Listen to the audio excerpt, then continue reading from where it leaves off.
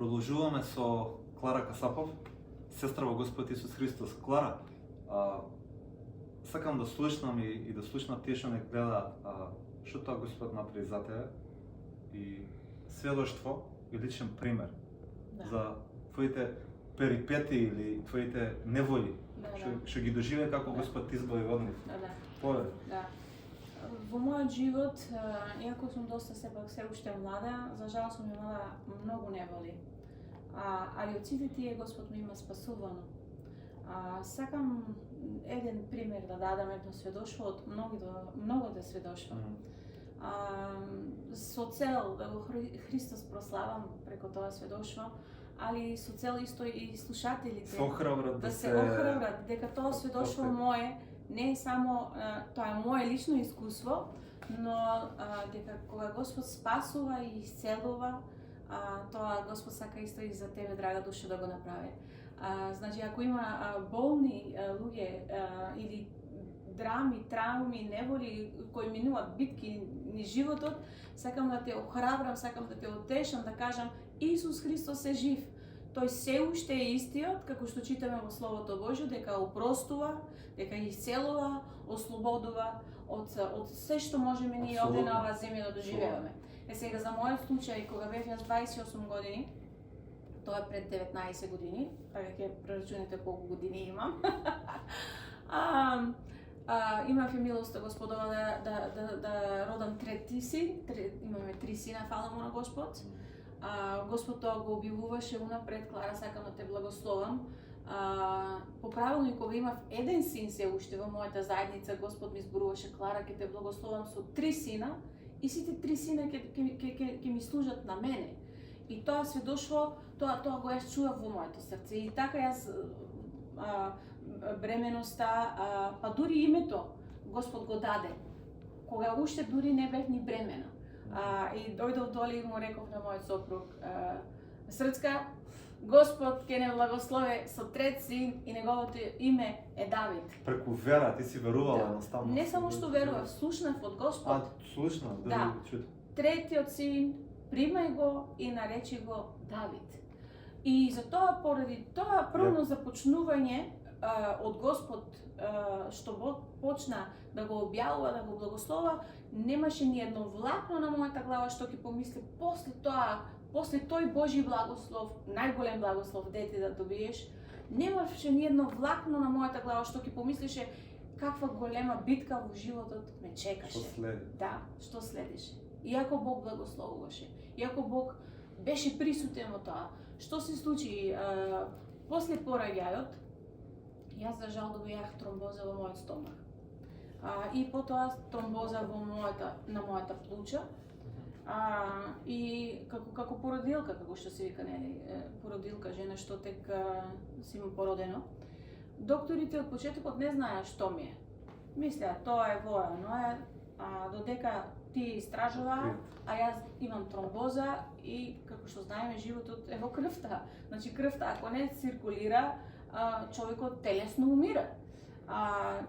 И после 1-2 недели дома болна, после пораѓајот одма, потоа во болница 3-4 недели и постојано се истражуваше, но докторите, тоа се вика на холандски тунел физија има, беа фокусирани на едното, а поправилно за жал беше нешто тотално друго. Да, и кога се конечно откри што ми е, беше од медицинска гледна точка веќе касно. Јас знаев како пациент во тој момент, болна сум, преболна, премногу маки, али што ми е, јас не знаев, знам болна сум, али што ми е, имам болки и не знам што ми е.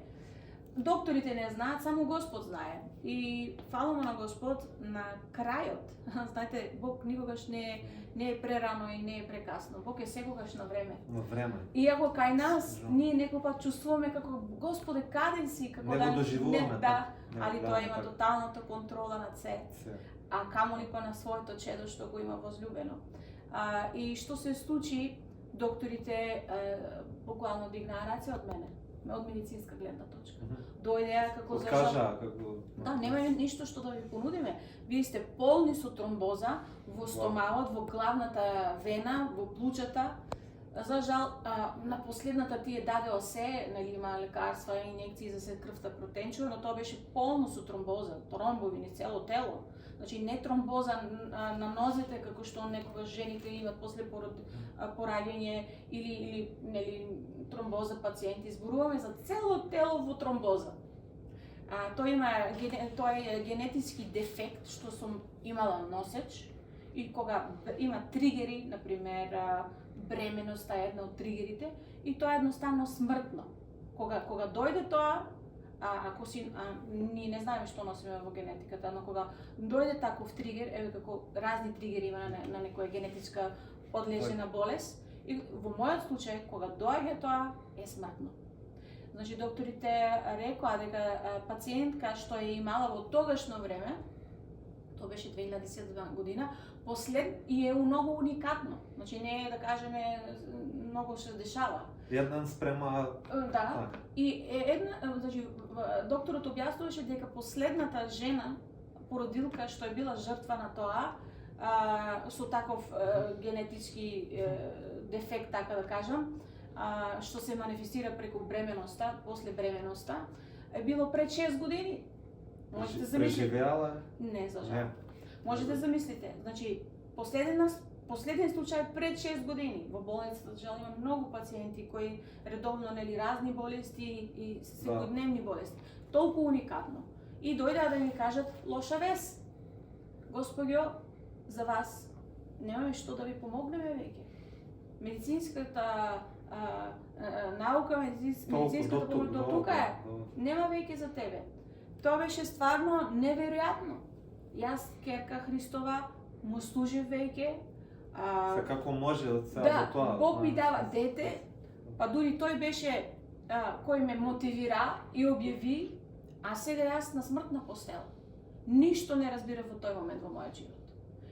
Верував во исцеление, во ослободување, доживевав претходно во мојот живот, исто и во мојата служба како евангелизатор, секојдневно каде се проповедаше евангелието, Бог правеше знаци, чуда, исцелување, ослободување, а сега ти самата лежиш на смртна постела, а докторот ти вика, готово е, сопругот ми беше веќе известен, поправено и погреб да се средува. И Што се случи? Што се случи? Во тие 3-4 недели во мојот живот во болницата секога сведочам дека таму ја завршив најдобрата теологија на животот. Теологијата што ја преучуваме, нели, Словото Божјо, Бог, целата на животот. Тие 3-4 недели беше средба со Господ, напади од демонски сили, луѓе околу тебе, ти беше премногу што во тие 3-4 недели се дешаваше, беше цунами врз тебе што одеднаш доаѓа. Но добрите вести дојдеа, фала на Господ. Евангелието. Евангелието е за сите нас, не само тие што нели на тие што им го проповедаме, туку важи исто и за нас. Господ дојде и за нас. самите верни. Така. Значи ние често пати проповедаме го Евангелието како сега и ти за жал си се уште човек на оваа земја од месо и крв и ти имаш битка во животот и ти можеш да бидеш жртва на неправда, на неволи, на страдање на животот и ние го минуваме тој пат на оваа земја. Во тој момент, да ви бидам искрена, поради што имав премногу болки, тромбозата стварно многу боле, не само во стомао, во цело тело, туку и на плучата. И тоа траеше 3-4 недели, постојано висока температура, инфекција во крвта, бе едноставно смртно болна. Имаше моменти да кажав, готова е битката, Господе, ослободи ме, земи ме дома. Сакаш да се откажеш. Да, а имаше и моменти кои ќе помислев тек на моето родено бебенце, Давид, моите 2 деца, синчиња, сопруг, животот и човекот секогаш има желба за живот, посебно кога си млад. Тек 28 години бев тогаш. И еден момент реков, чекај. Не, ова не го прифатам. Ова не може од Бог да е. Вас оставил. Да, не може, значи имаше моменти дека верував толку е мојот земен живот. Таа е волјата на Бог во мојот живот, тоа е тоа. И онда како ќерка на Господ и вереник ќе се покориш на тоа, ќе го прифатиш тоа. Али познавајќи го Бог и неговото слово и повикот ми и се што беше контра и реков, не, тоа не е од Бог. Ниту пак Бог го сака тоа во мојот живот. И тука дојде обнова на мојот ум. Иако смртно болна, се спротистави на крајот, на последната, употребив вера, како што Господ Исус вика. Тие кои веруваат се е можно. Клучот, со други збори, клучот. Клучот, вера. Не се предавам, туку се ни поузранце вера. Оваа планина мора да се оттргне. Кога почнав да со вера да го Господ молам, Господе, не сакам да си идам се уште дома, туку сакам се уште да сум жива. И тука почувствував Светиот Дух како почна да манифестира кон мене. Да делува, сакаш да си жива. Значи се уште ние сите имаме избор. Избери ти, живот или смрт. Благослов или проклетство. Бог сака да ни даде живот, но ние мора да избереме за животот исто. И да се бореме во битката на животот. Значи вера во Бог не е легни и умирај или кога дојдат боксовите во животот, Бог само се да прави. Туку Бог го почитава слободната волја на човекот и сака и ние да соработуваме заедно. Нашиот дел. Да, нашиот дел. И тоа токму Господ Исус ми го каже на мојата смртна постела. Клара, јас се борам за тебе, но и ти се бори заедно со мене. И тука беше моето прво рема збор од Господ, да се фатам на Божиот збор, на зборот Бог што ми го кажува. А потоа вториот пат кога Господ ми се објави на последните денови на мојот живот, можеме да кажеме, беше кога дојде момент да буквално чекаш на Бог. Да тој одлучи, иако ти имаш сега веќе вера, иако ти веќе се бореш заедно со Господ, но сепак предадена на Господ, Господе, одлучи ти. Моите органи почнува веќе да откажуваат. Не може веќе ни да дишам, буквално издишуваш уште малку, можеме буквално да кажеме. Умирање, слободно може да се каже. Да. И сега тој ден нема никој пат да го забравам.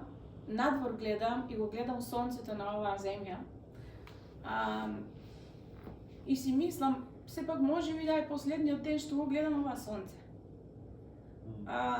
И моите сакани, посебно сите имаме ние сакани што еден ден и така ќе ги напуштиме. Али кога се соочува секој на својот часовник, не е лесно. Гледајќи во сонцето, Господ преговара во мојот дух. Господ Исус преговара во мојот дух и ми вика: Ќерко Сионска, јас ти велам, ти нема да умреш, туку ќе живееш и ќе го проповедаш моето евангелие. Тогаш знаев. Докторите викат ќе умреш, Исус вика ќе живееш. И фала му на Господ. Ето како што гледате, после 19 години, се уште сум жива. Не сум само спасена од Господ Исус, од прерана смрт, туку и исцелена, пошто по правилно од кога бев веќе спасена, чудо, што е медицински потврдено. Феномен, веќе тој е феномен. Медицински потврдено, ги имам значи и документите. И како што гледате, немам ништо телесно, одам здрава права, поправилно со тој генетички дефект, доктори кои може сега да слушат или медицински лица знаат точно што зборувам, поправилно после таков удар на тромбоза во стомак, во плуќа, во целото тело, со таков генетски дефект, ти остануваш според медицината цел живот тромбоза пациент.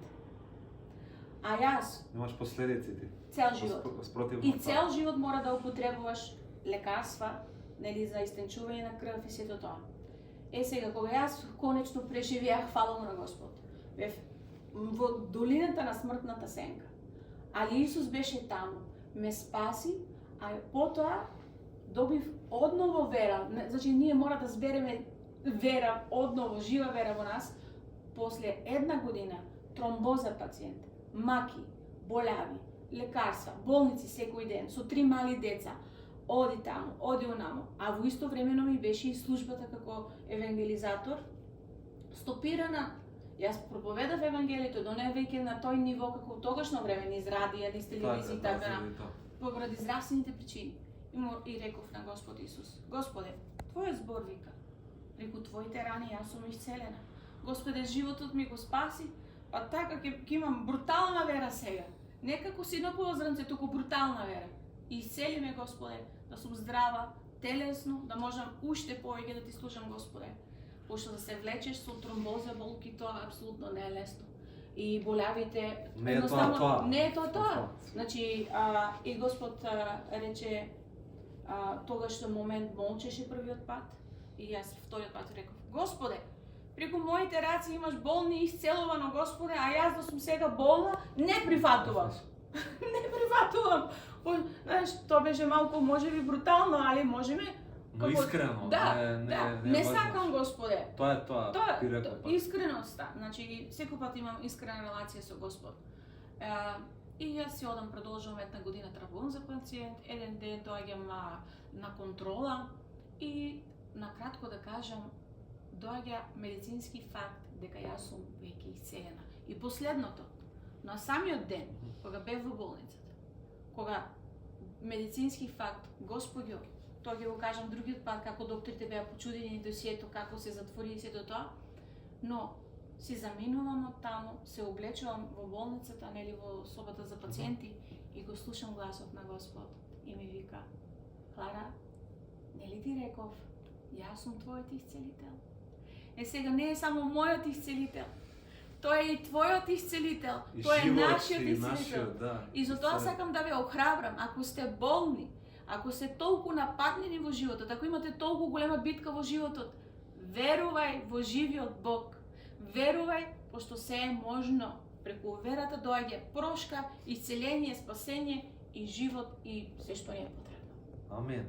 Клара Касапов е доказ, дека Бог е жив и дека не е фикција, како што кажав, и дека Бог правил чуда и се уште прави. Клара, ти благодарам. Ти благодарам за тоа што ми беше гостинка и јас верувам дека кога даде Господ ќе имаме следна прилика за дружење, но тогаш фала за вниманието. Господ да ве благослови. Фала. Шалом. Божи благослов. Божи благослов.